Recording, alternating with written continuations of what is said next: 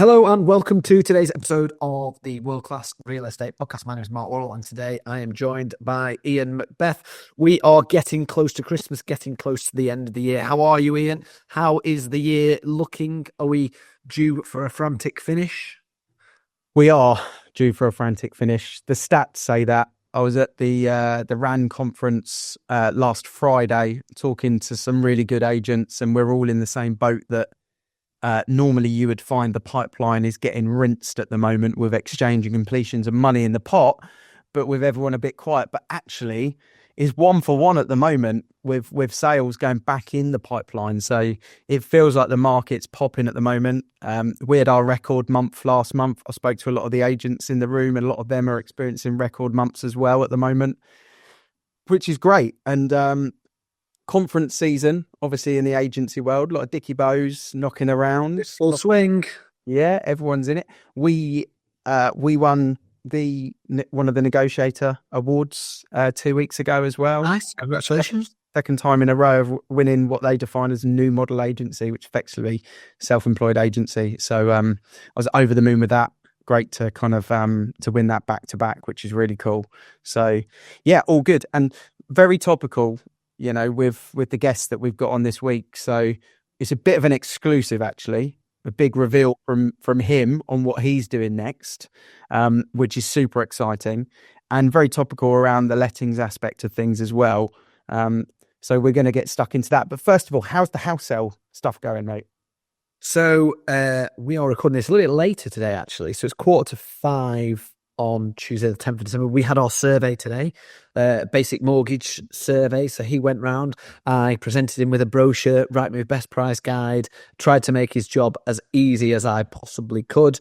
So survey being done. And yesterday we closed our chain. We had our offer formally accepted on the house that we want to buy. So feeling pretty good that so far so good in terms of this is the exact process that we set out to try and achieve. Now the offer's been accepted. We're getting close to do that. Obviously, we know how this thing works. I'd still need to talk about reservation agreement on the onwards purchase. I'm going to have that conversation over the next few days. It's moving along really well, and I had the joy of telling the whole family at once yesterday. My little lad wasn't very well, so I picked the other one up from school.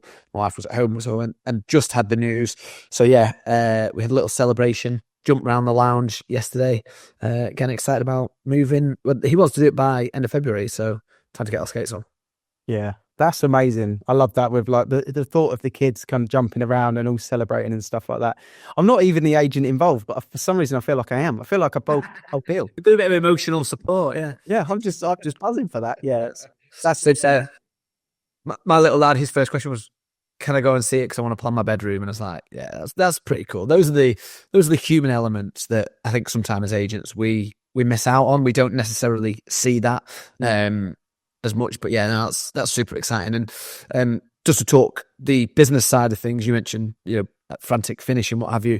I'm busy pushing very hard for completions and exchanges now in time for Christmas. Like you say, pipeline tends to get a little bit rinsed at this time of year with stuff going out, but we're probably busier last couple of weeks than we were end of October, November in a bit of a weird way. And I don't know whether it's because we expect not to be busy or as busy at this time of year, but it feels like we're running out of track a little bit in terms of the end of the year is here, and I could probably have another good few sales weeks is what I'm thinking. Yeah, it's a bit like the Chelsea Tottenham game. I just wish it could keep going on and on and on. We keep scoring. As long as you're wearing the right boots. Yeah, exactly. As long as, well, apparently, even with a 2-0 head start, you can still make headway at White Hart Lane or whatever it's called now. So in our mastermind, we do together, obviously with Stephen Brown. The whole topic of conversation was lettings. It's the first one I've been involved in, and I think you said the first one you've been involved, where the whole day was dominated by lettings. Yeah. How to grow lettings, staff lettings, everything was lettings and property management led. And the guest that we've got coming on, Toby Martin, is is one of the experts in our industry, speaker at PropX recently. He's a trustee and a regional exec for Property Mark as well. 13 years, well over a decade of actually on his LinkedIn profile, from gopher to director is what he actually put, which I absolutely loved. And he's got a big kind of exclusive of what he's going to be doing in 2025 since leaving his former company. But I just think it's so relevant, so topical for businesses to think about this passive income that can be created. And also, he's really cool on video. And yeah, he's very creative on video, and someone that I think people should definitely follow on his LinkedIn channels and stuff like that too. So I'm really looking forward to getting Toby on the show and chatting through all things lettings, video, social media, and what he's going to be doing as well, Mark. Yeah, and I think, the chat that we've had in before we recorded is one that will really suit the listeners. I think there's probably a lot of our listeners who will really resonate with a lot of what he said. The letting side of things, but also the video side of things. So yeah, let's dive in and get Toby on, shall we? Let's go. Toby, welcome to the podcast. How are you doing? Thanks, Ian. Great honour to be here. I'm great, thank you very much. I've been putting up Christmas trees and hanging decorations, so I'm feeling very festive right now. Yeah, absolutely. Yeah, festive. Yeah, I think we've got 6 advent calendars in our house for 2 children. So festive and hyper, I would say. Then you got the chocolate, then you got the novelty one, and then you've probably got an adult one for yourself. Something like that. For me / my wife, basically, I would say. Yeah. I got given a sock advent calendar this year, and it's the greatest thing that's ever happened to me. I love it. 24 brand new pairs of socks. What more could a man need? That's pretty cool, actually.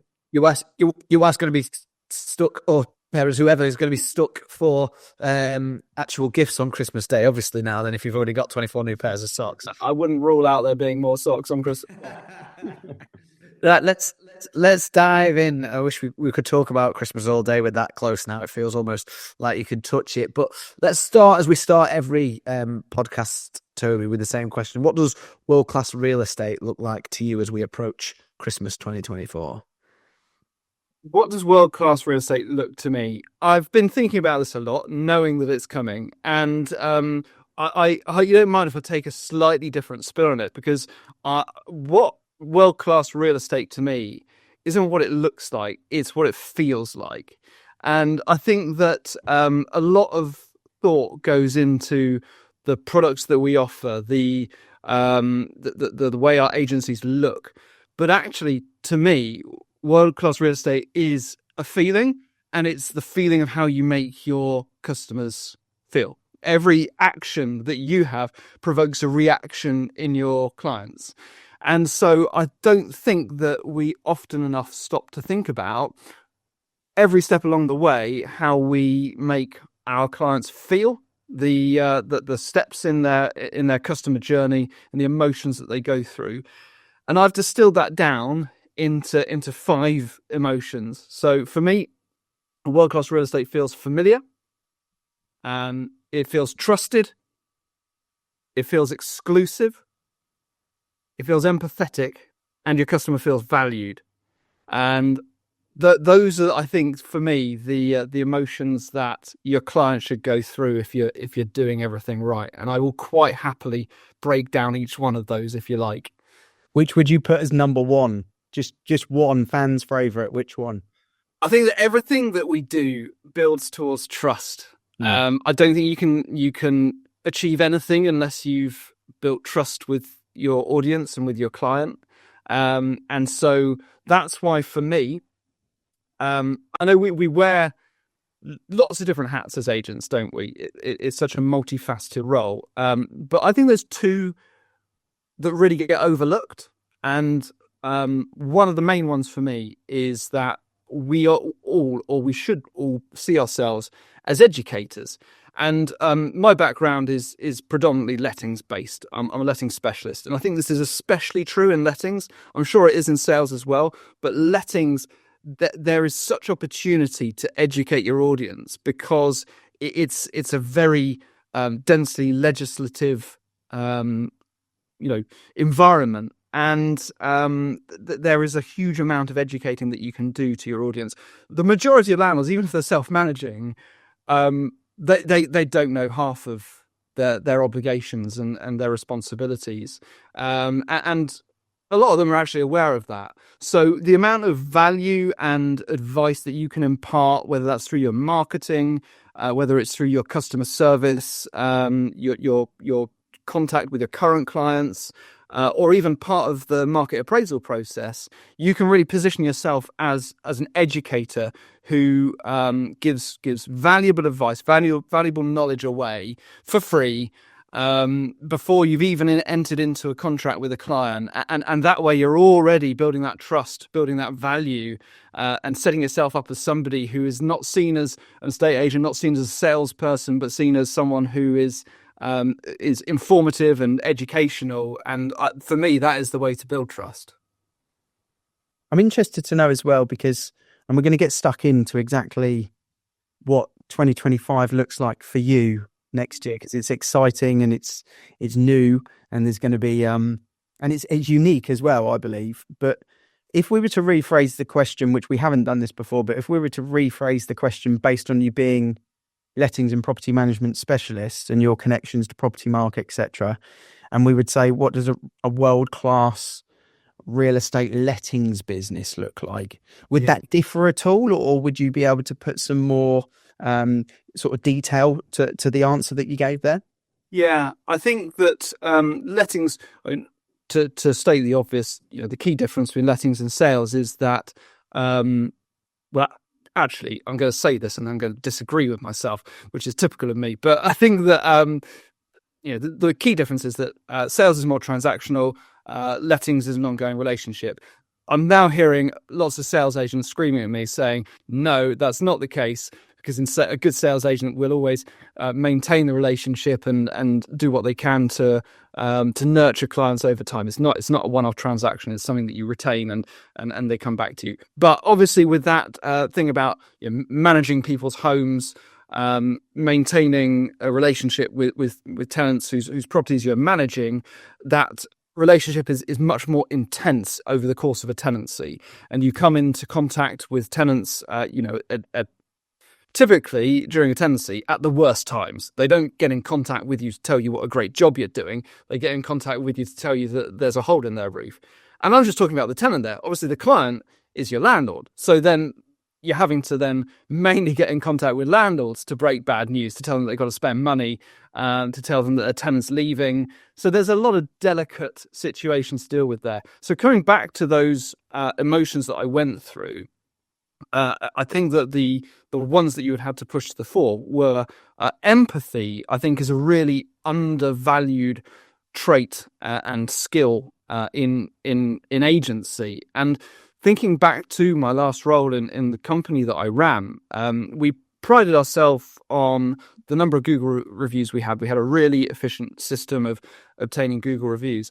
And what was really rewarding about that was that a lot of those reviews mention words like kindness, empathy, understanding, and it really highlighted the human traits within our agency, rather than just referring to us as an efficient company, or still things that are nice to be called. But as a letting agent, you have to have that empathy, that understanding that you're dealing with people in really important moments of their lives, really trying times, especially in the economic environment. Tenants who are finding it hard to afford bills, pay rent. So you've got to have so much delicacy and care and tact, that the whole thing is like approaching a negotiation situation. You've always got to be on your toes, and it's like a game of chess. You've got to be 2 steps ahead of the tenant, so you don't tread on a landmine. So yeah, lettings, I think those personal empathetic skills are even more important. I often say to the agents that I speak to, or sometimes I say it publicly as well, that estate agency, and I include lettings in this as well, is misunderstood as a sales industry. We are not a sales industry. we don't build any products to sell. We're not doing sales. My view is we do marketing and consultancy. And you mentioned education, and obviously going back to your background before, it's obviously something that you think about a lot. It's funny, isn't it, actually, that sometimes when estate agents always fall into property accidentally, it's just the common way of doing it. But we all have kind of brief careers doing something else. I was a fitness instructor, and you're taught how to train someone on machinery. So I've become very strong at training people because I've got a 5-step process of how I would teach a 65-year-old lady how to use a piece of equipment. And you have to be really careful. And because that was habitually brought into me, it meant that I was quite strong as a trainer in a estate agency. You, with your teaching background, have mentioned education, and it's no coincidence that a lot of the content that you put out there is creative yet very informative for landlords and for that aspect of things as well. So what did you do first, Mark? Financial advisor. Okay, that's why you're boring. No, it's interesting, isn't it? That's why you're very knowledgeable when it comes to the finance aspect of it. And it's funny, that foundation that we've got. I want to know, Toby, so can you just sort of cover exactly what your plan is for 2025 for the estate agents listening? What is it that you're looking to do in 2025 after building all of the skills that you've harnessed in that 13-year career in sort of lettings and property management? Yeah, so I'm at a really exciting moment for me. At the end of 2024, I decided to draw the curtain on a 13-year sort of relationship with the agency who I'd sort of grown up through the ranks of, and ended up being a director and running the company for the best part of the last decade. And to be honest with you, I actually left that role with no clear plan. I just knew that it felt like time for a fresh new start. So I did take quite a bit of time to sort of form this plan for the year ahead. But during those weeks after I left my role, I had a number of conversations that really made me believe that there is space and maybe a need for a sort of letting specialist, really, for want of a better phrase, within the industry, who can help companies grow their lettings operations. I think there are a huge number of agencies who lean very heavily on sales, who don't do lettings at all, or perhaps have it tacked on as a little bit of an afterthought. But there are so many good reasons why you should run lettings as, a fully fledged service, a fully fledged offering. And I think it's funny how we have this sort of this disconnect between the two services, lettings and sales, seen as completely different disciplines. And I know that's not always the case elsewhere in the world, where I think generally both are offered together. But, we very much have this split between people who offer lettings, people who offer sales, and very few people do the two. And really, there are so many arguments in favor of sort of having a 360-degree offering, because we all know that cycle of tenants becoming buyers, and then buyers becoming landlords, and then landlords becoming sellers. And if you can offer that, all of those services, then it gives you so much more opportunity to retain clients, to find more business opportunities. And then there's the other side of it, which is growing a business that has value attached to it, because ultimately most of us do what we do with one eye on the future. We don't all want to work forever. At some point we want to retire, and it's much easier to do that if you have an asset that you can sell. And when you do come to sell an agency, the majority of the value attached to that agency is through the lettings book. So I do think that there are sales agents who stay away from lettings, because lettings is the dark arts. Unless you've been immersed or trained in that world, then it's quite an intimidating and scary place to just throw yourself into. It's not the kind of field where you can fake it till you make it. You have to really know your stuff. So my plan 2025 is to be a freelance lettings consultant, to go into people's businesses, to help them grow through knowing how to run a lettings agency, through helping them with compliance, through laying those foundations. And then also on top of that, my other great passion is to help them with their marketing, to find intelligent and smart ways to grow their business, because growth in lettings is really hard right now with the landscape as it is and the pool of landlords thinning over time as it's predicted to. So you have to be pretty smart with your marketing, and marketing for a lot of agents is an afterthought, and that's something that I like to address as well.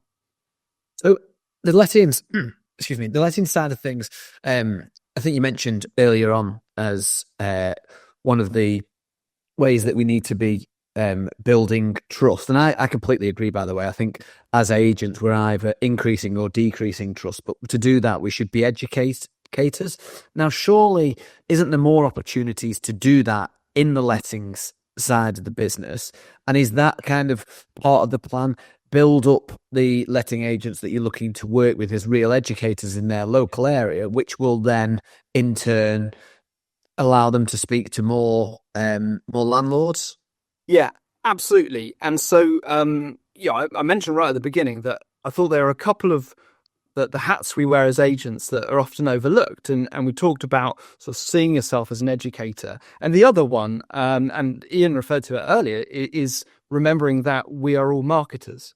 And for me, these two go hand in hand. And when you look at 75% probably of agency marketing, it is very generic. It's very sort of template based. It's very much, here's a listing, or here's what we do as our services. And for me, the greatest form of marketing is identifying the questions, the concerns, the challenges that your potential customer base face, and answering those questions. And one of the first exercises that I always do with any team is to get them to jot down every single question they're ever asked, from simple to complex. And a lettings agency with all of the legislation and especially right now the legislative changes that are coming up, and all the complexity of tenancy agreements and deposits and things like that. There are so many questions. You should easily be able to write down about 100, and then you've got, that could easily be 2 years worth of weekly blogs and videos and social media posts, because we all know that every client at some point goes online to research either the agent that they're going to use, or just general issues surrounding the sale of their property, the letting of their property, stuff they need to know in order to sell a property or in order to rent a property. So they're going to try and find that information from somewhere. So your challenge is to be the person who they find that information out from. And then you've already set yourself up. You've not even had any contact with them. You've not even tried to sell them anything, but you've established yourself as an authority and as a trusted voice. So education in lettings is such an open goal for agents. And but I think a lot of people are slightly precious with that information. They think, oh, well, I shouldn't give too much away because otherwise they might go off and do it themselves, or they might not need me. But ultimately, if a landlord needs an agent, they're going to need an agent. And if you've brought them value, if you've given them good advice before they've even met you, then you're in a fantastic position by the time you cross their threshold and actually meet them in person for a market appraisal. So education and marketing go hand in hand for me. Goes back to the trust. If you've marketed and educated well prior to meeting someone, then they're very likely to become a lead. And if you can do that correctly, then that lead becomes a client. So yeah. I kind of totally agree. The thing that I'm really interested by at the moment is open rent, and how much of an impact open rent is having on the industry as a whole.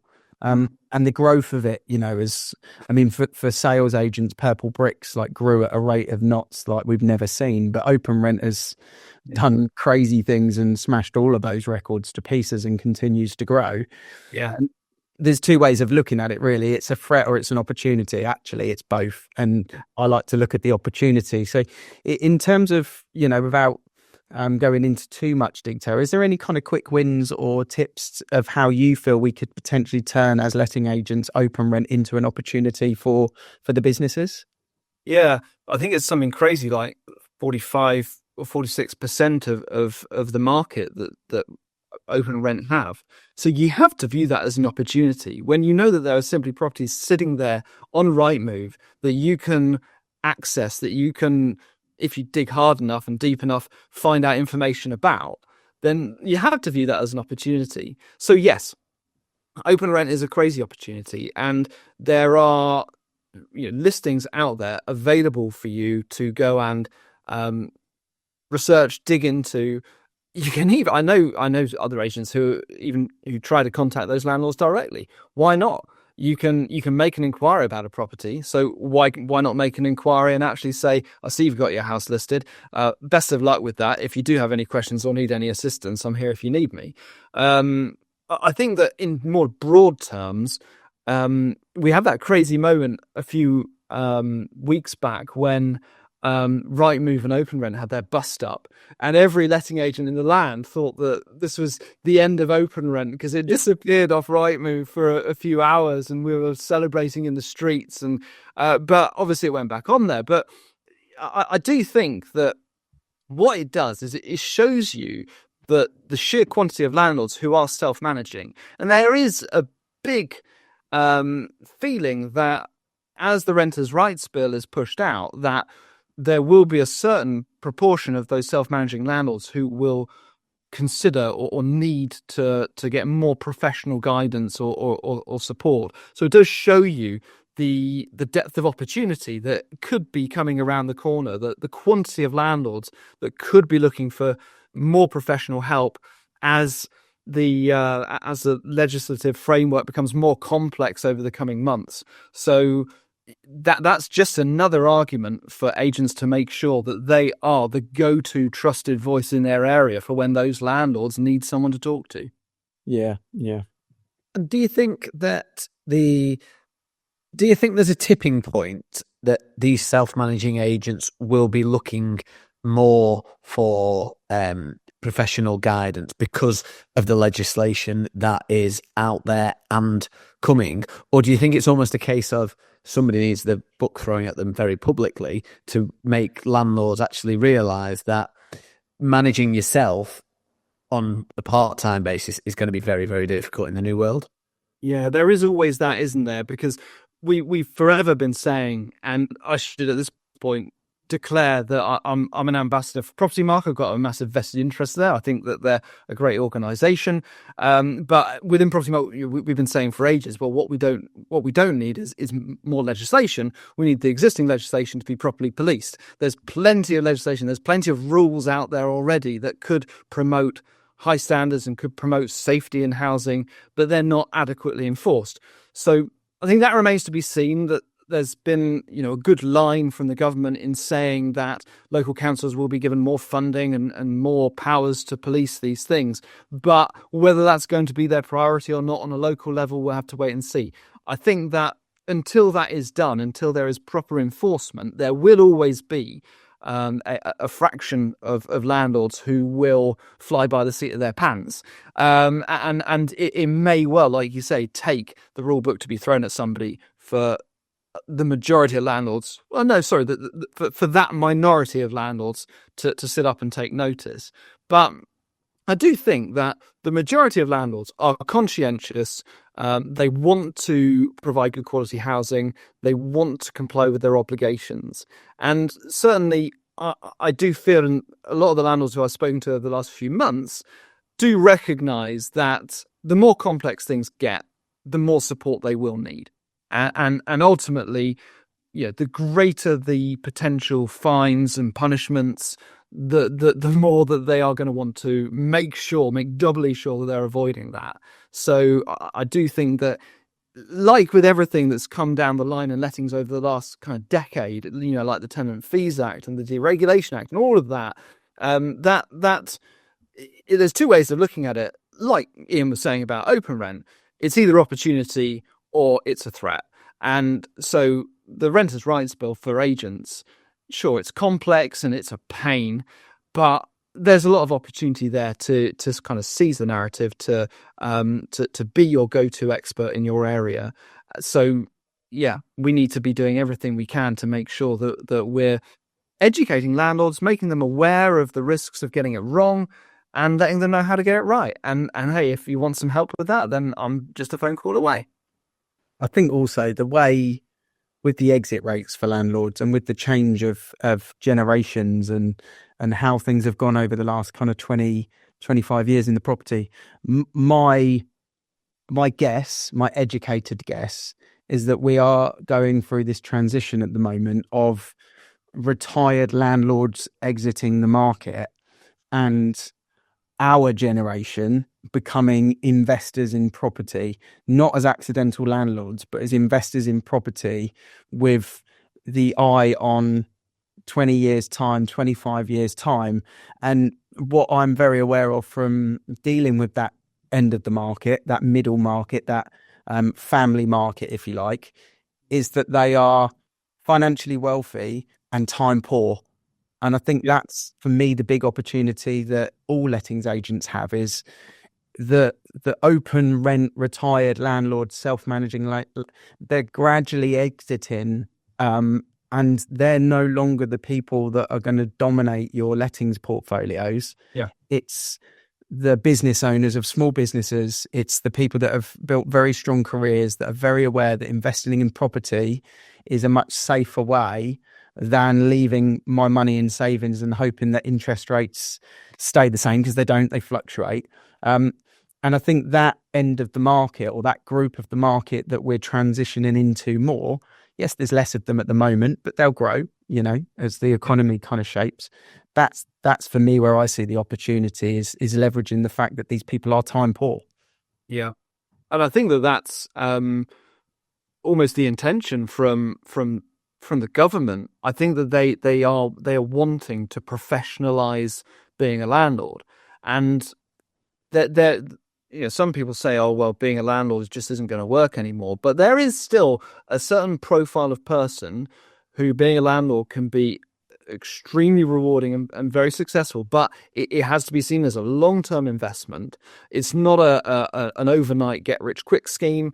It's a long-term investment with okay gains each year, but if you invest wisely, long-term capital growth.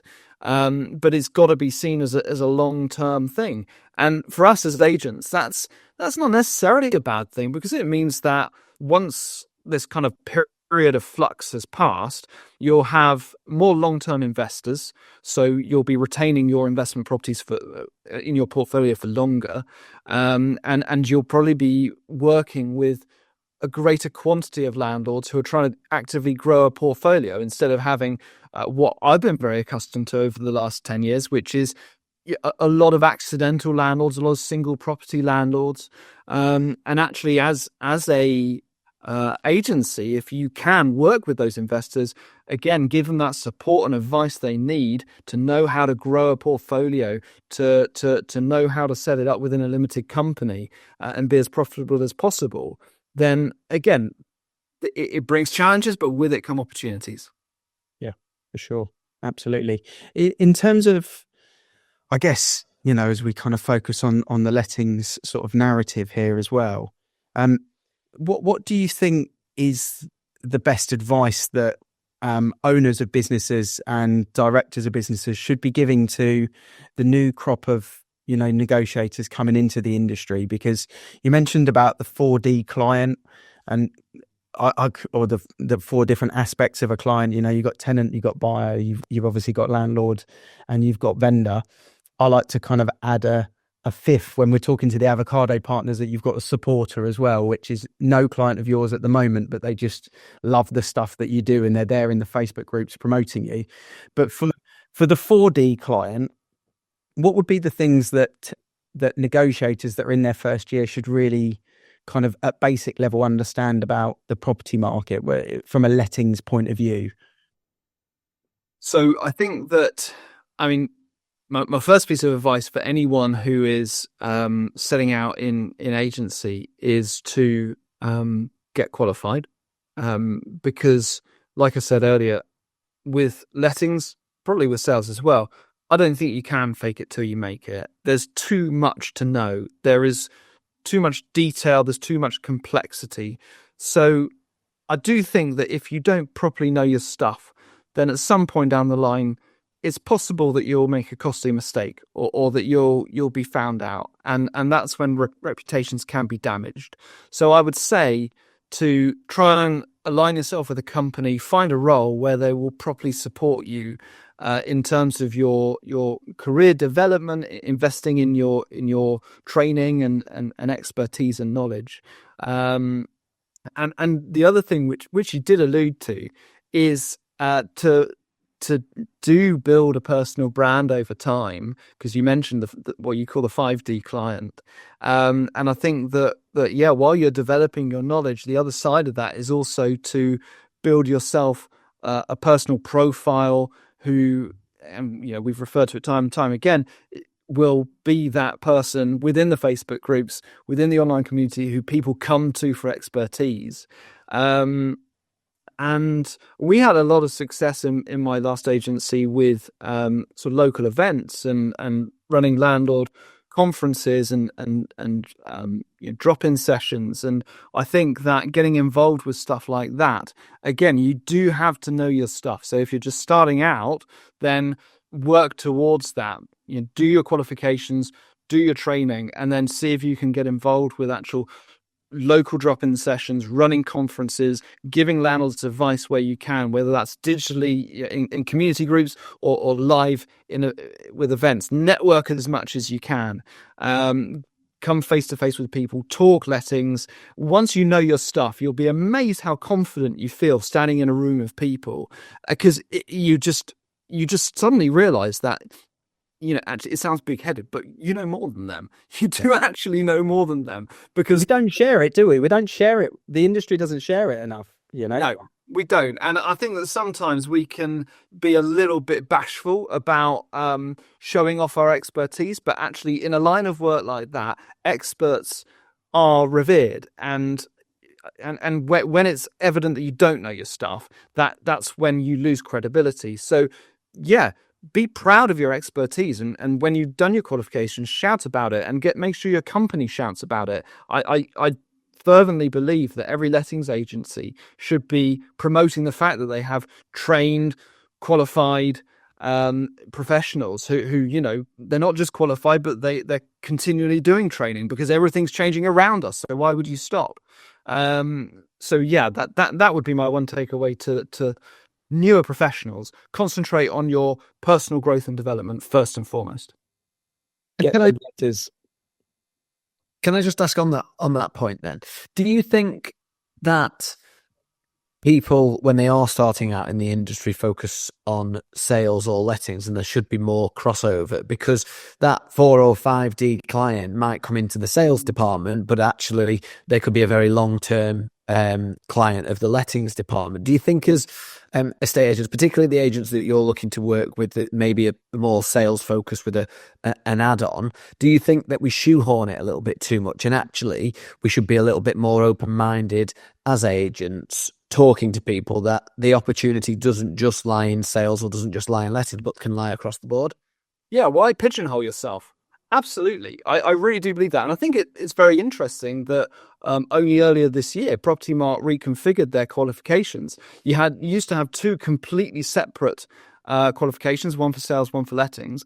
They've now got one qualification where you do 4 units to obtain your qualification. 3 of the units are identical, and then you have a final unit which is either sales or lettings. So once you've done one qualification, you can convert to the other very easily. And I think that's really interesting, and actually a really good shift in the right direction, because we should view agency as that 360-degree wheel of opportunity that does straddle lettings and sales, and opportunity for lettings is rife in sales, and opportunity for vice versa. So don't pigeonhole yourself. You should see yourself as a complete professional rather than being too narrow in your focus. Absolutely. I think the rise of the self-employed estate agent as well, which obviously has erupted especially since COVID. I don't think they have a choice but not to. I think that's the key thing. If you are, that one-man band, you are that self-employed agent in your own right, maybe with a business partner, you need to have that level of expertise, and you need to build the trust. And, those letters behind someone's name does make a big difference when you've gone through that, especially if you promote it on the socials, like you said as well, Toby. Yeah, I think that's really interesting. And actually, one of the things that I will be interested to see in 2025 is, I'm speaking slightly generally here, but the self-employed agency, yes, we all know that that's exploded and there's fantastic opportunity to be had there. And it's really an important part of the future of agency. Not all, but a great many of those self-employed models are very heavily focused on sales. And you see a lot of self-employed agents offering sales but not lettings. As I say, self-employed models differ, but some of them do go down that route. And so for those self-employed agents who are solely sales agents, I would be interested in speaking to them and hearing from them. What is your plan for the future? Do you one day want to have an asset that you can sell? Do you want to have a business that has value attached to it? And I do think that there is something to look at there with the self-employed models in terms of introducing or pushing lettings as something that, even if it's not for the future, even if it's not for selling a business, even if it's just for having recurring income that covers your basic business costs, during quieter times on the sales front. I don't understand why every agent wouldn't do it. I just think it should be a basic thing of any agency. A, so you're not missing out on opportunities. B, so you can have a recurring income stream. And C, so that you can one day sell up in the future. Yeah, become a property specialist rather than pigeonholed ultimately. We do a podcast called The Investors Corner, and it's particularly for landlords. And on that podcast, we ask most guests if they had 200 grand and 300 grand's worth of finance to invest in a property, where would they invest it? And just because we're on the topic, and I just want to know your answer, and I'm going to ask you, is if you had 200 grand's worth of cash plus 300 grand's worth of finance, what type of property would you be buying? You could clarify the criteria around style, type of tenancy, location, but I'm just interested to know, if you were spending £500,000 tomorrow on investment, what it would look like. So my agency was based in Bath, which is actually, it's a curious place from the perspective of an investor, but it's what I know. And you should put your money where you in what you know. And the reason why I say it's curious is that it's a very expensive place. So the yields that you get are not the best in the country, but what you do get is you get excellent growth, capital growth. Bath is also quite an affluent area, so over COVID, during the economic crisis more recently, we experienced almost no rent arrears. In sort of 13 years of agency, we hardly ever had more than about 2 or 3 tenants in arrears at any time out of a portfolio of over 300. And so I would look to invest it in, wherever you are. First of all, it's going to be 1-bedroom flats. And because there is so much demand for 1-bedroom flats, and the rate at which rents have risen for those properties is just disproportionate compared to family homes, at least in our area. And then Bath also has a lot of listed buildings, and I would try and stay away from them because we've got all the stuff coming down the line with EPCs, and that's a headache if you've got a listed building. So I would find a modern flat in Bath. You're probably looking at 250 to 300 grand just for that. But if you get that in a city centre location, then you'll have regular rent, you'll have a half decent yield, you'll have a reliable property, you'll have a tenant who probably, in all likelihood, never misses a rent payment, and then in 20 years' time, you can sell that property for a very, very healthy profit. And for the remaining 200 grand, you can buy a couple of terraces up here. So be right. Yeah. Okay. Well, I think I wanted to ask that question because I knew you'd have a great answer for it, and it's also for the agents and the lettings agents that are listening. That's the type of content that you should be putting out in your local market. Absolutely. Yeah. Exactly what you just said is what you need to be sharing with your local market to attract your target audience and show that you're an authority, but you're also trying to help your public is effectively what we've just done there. So, don't copy Toby's bit unless you're in Bath. if not, you can use that, but clip that up and use it. Can I ask one final question on that? Because that's a really good point. You're very knowledgeable about that area. Suddenly that appeals to landlords, and it's the type of question that somebody would be writing down out of those 100 questions that you mentioned before, Toby. And just very quickly on marketing and video, I get the impression that you're not afraid of yourself out there on video, and also probably not afraid to not take yourself too seriously. How important do you think it is? How important do you think video is? I think we probably all know the answer to that. But how important do you think it is to be memorable versus really professional if you are putting out this sort of content? Oh, that's right in my wheelhouse. How long have we got left? Because having just asked that question, we might have just reached the halfway point of this podcast. Yeah. Making your business memorable, that has become my little catchphrase. I think that being memorable is what every agency should aspire to, and those emotions that I started the podcast with, for me, those add up to sticking in someone's mind, standing out from the crowd. Video is, every agency should be doing it. There's two stats that I always come back to on this, which were major bits of research. One is that it's thought that by the time you meet a client face to face, they're probably already 70% of the way through their decision-making journey. And how have they reached that point? They've done it through self-service research online, looking you up on social media, Googling stuff. And then hand in hand with that, a big tech company called Cisco, they did a bit of research. This is in 2022. In 2022, 80% of all internet traffic was video. 80% of internet traffic consumed by the user was streaming, watching, downloading videos. So people are Googling stuff, they're trying to research products, they're trying to find out about companies, and what is it they're doing? They're watching videos. So if you're not putting videos out there, you're not giving people what they're trying to find online. And it's obviously, it's just an opportunity to build trust, to share your personality, to share who you are, to not be generic. So many social media accounts blend into one, that they're identical versions of each other. And what I find quite ironic is that the majority of business owners or teams who you say to them, what's the one thing that makes you you? What's the one thing that makes your company different?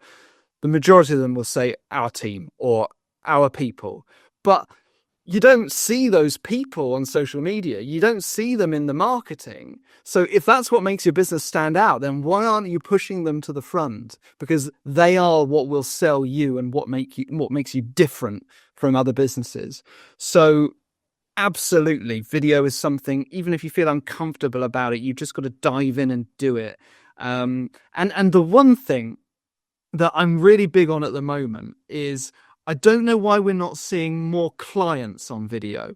I would really love people to do more of that, because I think that could be so powerful.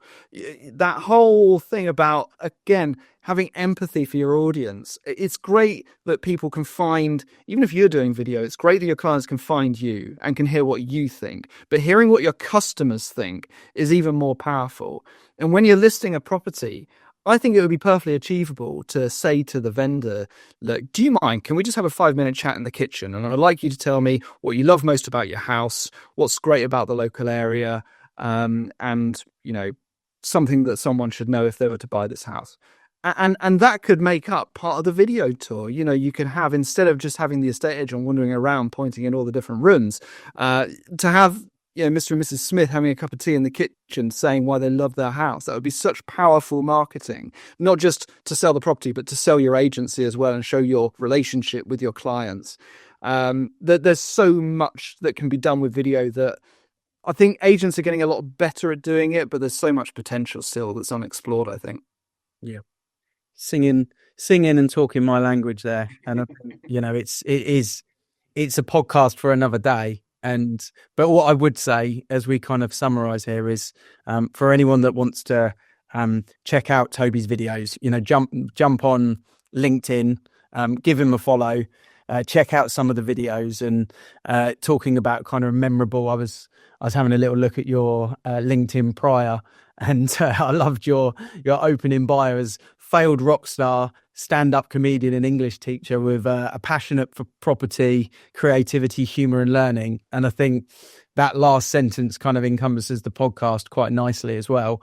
So I really appreciate you coming on and doing the pod with us, because it's also, I think, as we sort of summarize, really refreshing to hear an industry trainer that's going to focus on the lettings aspect of things. I think most trainers, and I don't speak out of turn here, are typically sales agents that are now trainers, that are training on negotiation and this, that and the other. But to have someone that's been there, walk the walk, talk the talk, part of Property Mark, with the letters behind his name, that's going to be training people, I just think that's a great thing for the industry. So well done for going ahead and doing that as well. Thanks. I hugely appreciate that, and I trust and I believe that there will be some value in that, and I'll come back in a few months' time and tell you if anyone called me or not. Thanks so much, Toby. Cheers. Yeah, thanks, Toby. Thank you so much for having me. I loved it. A massive thank you once again to Toby Martin for joining us today. One of few letting specialists that we speak to, I think, on the podcast. You mentioned on the intro about how it's been more in our sort of lines of visions for our businesses, I think, over the last few weeks and months for various reasons. And obviously it's all over the news and industry news in terms of legislation and what have you. But a really interesting gentleman, clearly very, very knowledgeable, not only about lettings, but also about how you can market your lettings side, and big into how to grow that lettings portfolio, which I think there'll be a lot of agents listening who they'll be looking to do that, because at the moment you're probably losing a lot of landlords from those accidental landlords that you mentioned about selling up and what have you, and a bit of a different take on our world-class real estate answer as well, I think. Yeah, it's interesting to hear kind of his values, his pillars. What makes world class in our industry stand out for him are kind of obviously feelings, how we make people feel, which you can't argue with. Ultimately that's what we're about. We are a service industry, and that's what we're trying to do is obviously serve people in the way that they need serving, and that comes back to a feeling. So I loved what he was talking about educational as well, because from an educational point of view in our industry, I really feel that's been misunderstood for decades and decades, that it's not boring. It's something that people want to know the answers to. They want to be educated on. What we have a duty of care to do is, much like Toby said more specifically at the end, is in a creative and exciting way, in a passionate way. Yeah. And that's really important, I think, as a sort of takeaway for anyone that wants to try and attract landlords or try and cultivate the opportunity that's sat there with open rent for these self-managing landlords that eventually are going to get sort of stuck with it and stung by it and feel a bit vulnerable in it. Not everyone, but a lot of them will. If you're the face, of the town when it comes to educational, creative marketing and video work, then you will win the landlord before they've even landed with you, because the education has created trust. And that's kind of what I summarized from the episode that I thought was really great from And I think he kind of just mentioned it in passing about standing up in front of people and talking because you know more than them.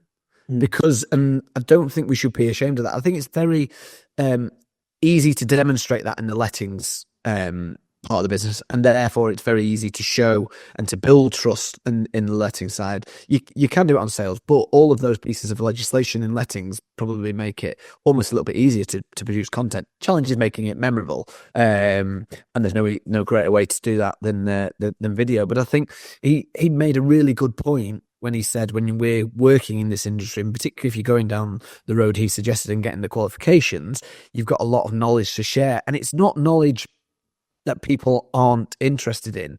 This is knowledge that will earn people a lot of money, or avoid them losing a lot of money, which is probably where we should be focusing, particularly on the letting side of things with the changes. So I think there's a lot of value there, and a lot of people can take on board and start educating. I think it was really interesting to hear someone talk so passionately on the letting side, because I don't think that's something that we see a lot of. Yeah, and it's great to see someone in the prime, super passionate, in the prime of their career, right in the middle of what they're trying to build and create, with nearly 15 years worth of industry experience that's going into training, whereas often we kind of see it, someone's exited a business, or they've done 30 years in the industry and now they're going into training. Toby's in the prime, full enthusiasm. He was doing it last month, like he knows what he's talking about. He's big part really inside, with Property Mark as well. So he's got the inside knowledge there, and he's been doing it. He's built his career from gopher to director, so he knows what he's talking about, and that's really refreshing. That's the sort of consultancy training that I think estate agents should really be tapping into, which is awesome. So yeah, really, really relevant, and no doubt will stay being relevant with his association with Property Mark. I think that's an important part as well. So, if you have enjoyed today's episode, please reach out on social media. As you know, we do this because we love our industry. Go and check out Toby's LinkedIn would be my suggestion. I'm Mark Worrell. He's Ian Macbeth. Thank you very much for listening, and we'll see you again next week for the last episode of the year. Was what I was going to say before I stumbled.